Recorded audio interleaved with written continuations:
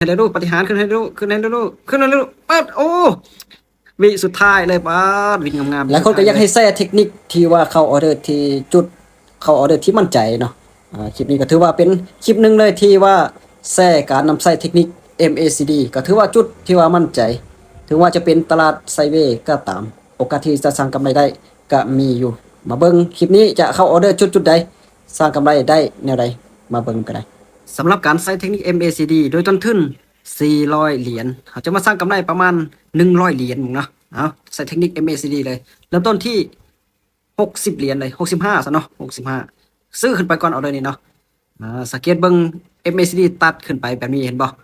กรณีที่ตัดขึ้นไปแบบนี้ออเดอร์ที่2อีกเนาะสำคัญเลยออเดอร์ที่2นี่ส่วนหลายจะขึ้นต่อส่วนใหญ่จะขึ้นต่อเนาะถ้าว่าส่งตลาดบอสวิ่งนี่ขึ้นไปก็จะขึ้นงามๆโอ้ตอนนี้ถือว่าแห่งขายนี่ก็เริ่มเข้ามาแล้วเนาะโอ้ยต้องมาลุ้นกันออเดอร์นี้บ้าทั่วแห่งขายพักกันน่าจะสู้แห่งซื้อบ่ได้ติถ้าว่าขยับขึ้นหน่อยนึงนี่โอกาสสูง2 1วินงามๆโอเคจัดไปเลยบนวันที่50ปลายแล้วเนาะวันที่50ปลายเหรียญแล้วตอนนี้อ่าถ้าว่าอีก1ออเดอร์ก็ถือว่าจะกำไรถึง100แล้วเนาะเมื่อกี้400โอ้เมื่อกี้65บ่ม62เนาะบ่ม62อ๋อแต่ตอนนี้ถือว่า MACD ก็ยังตัดขึ้นไปเนาะจังว่าออเดอร์ที่3ออเดอร์นี้ก็ต้องไปอีกจักหน่อยเนาะไปที่60เลยออเดอร์นี้ก็60เหรียญเนาะล้านไปซื้อขึ้นไปต่อกรณีที่ว่าขึ้นไปงามๆโอ้ให้ขายว่าเทลงมาซ้ำหน่อยเกิดการปฏิเสธราคาก่อนหน้านี้หน่อยหนึงอ๋อ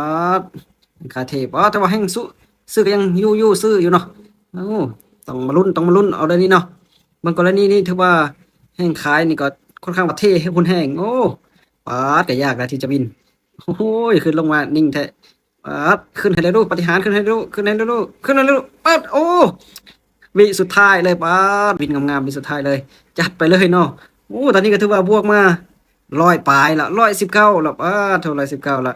ตอนนี้ถือว่าบวกตามเป้านะแต่จะแถมจาก1ออเดอร์ซะเบิ่งแถมจาก1ออเดอร์แต่จะไปน้อยๆเนาะไปน้อยๆลงตลาดออเดอร์นี้มันถือว่าส่งตลาดสวิง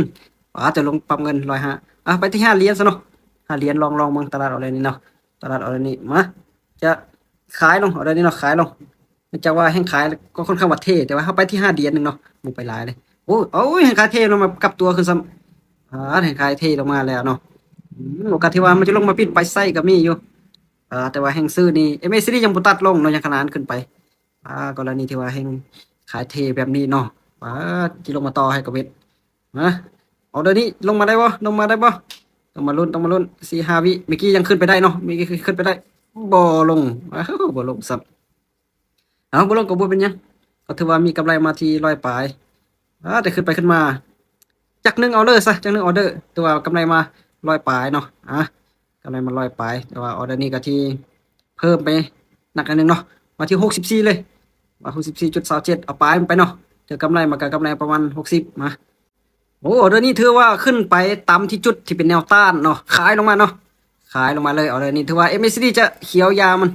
เขาจะใส่แนวต้านหน่อยนึงก็ถือว่าโอกาสที่ว่ามันจะลงมาก็มีเลยเพราะว่ามันเกิดการปฏิเสธราคาหลายจุดเลยนี่เนาะหลายจุดเลยแห่งขายเข้ามาหลายจุดเลยเพราะฉะนั้นขายเนาะเดี๋ยวนี้เนาะอุ้ยแต่แห่งซื้อก็พักตันขนาดเนาะนั่นจะ MACD เด้พักตันขึ้นแต่แห่งขายกลับมาแล้ววันนี้กลับมาทันนิ่งไปถึงวิสุดท้าย2-1วินโอเคถือว่าวินมากำไรมาที่100ปลายเนาะ170ปลาย175ถ้าว่าจะเป็นเงินเกี่ยวกับประมาณ3ล้านปลายแน่นอนว่า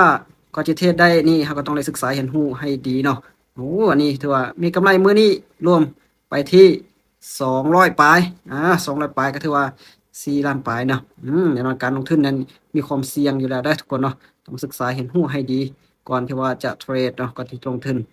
ตอนนี้ก็คือว่าตลาดบ่งามปานใดแล้วพบกันใหม่เนาะในคลิปต่อไปได้